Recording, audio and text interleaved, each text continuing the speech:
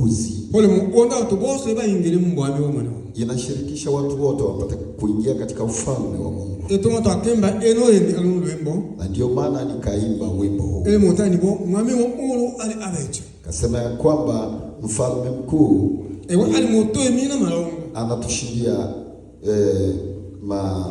magomvi, ali muto emina malwachi anatushindia magonjwa. Mangu watu mwana menge ali muto wa mbokelecho. Wakati tunapokuwa katika huzuni, yeye utuletea faraja. Tani bo onokoro wa hona ubatu boss. Kwa hiyo ni vema tangazo hili ni muhimu kwa watu wote. Ubanu eno wasosi.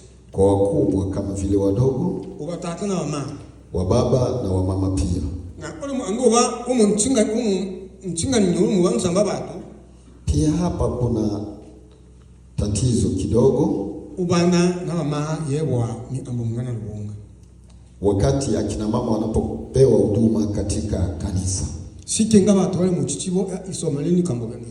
Hivi kabisa watu wanasoma maandiko haya vizuri. Ichangana na laki ante mama bete njile Yoeli. Kama alivyosema nabii Yoeli. Bibele mwabe na nane yote mwabe na yenda. 2:28 hadi 29. Mte mwabe na mbate nyoho hilo watu boss. Roho wa Mungu akasema ya kwamba atatumwa kwa watu wote. Na mte mwabe na omba Yohana ya watu boss.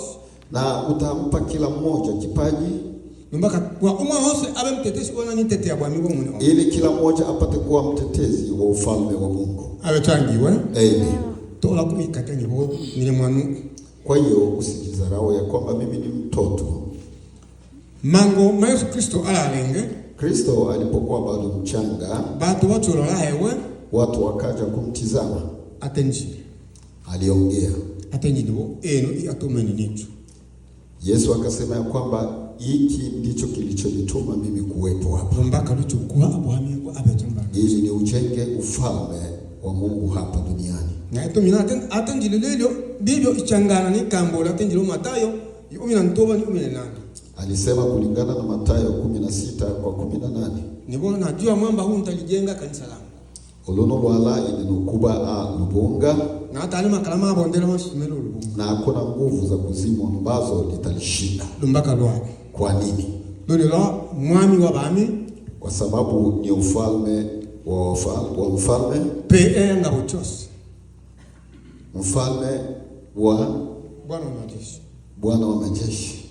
Tahali ngabo inatondora wako pososhi. Yani hakuna ufalme mwingine ambao unaweza kushinda ufalme huo. Batu bomanga mangoma mwengome ambo mwena lubunga. Watu wengi walipopewa huduma katika kanisa bali mwabo wanaokopa, bali mwabo wanajihisi aibu. Paulo alimtania usione injili kwa maana uwezo wa Mungu leta wokovu kwa kila aaminie. Paulo ashitenda nigo apana mmona bule isawala msawa mone ombe ule mulusha muonya obatobose. Longe tungwa no betu twali makala na mtema mone ombe. Sisi tulipewa nguvu na Roho Mtakatifu. Tato hewa mtema wapo. Wala tupewi kabisa kuwa wenye kuogopa.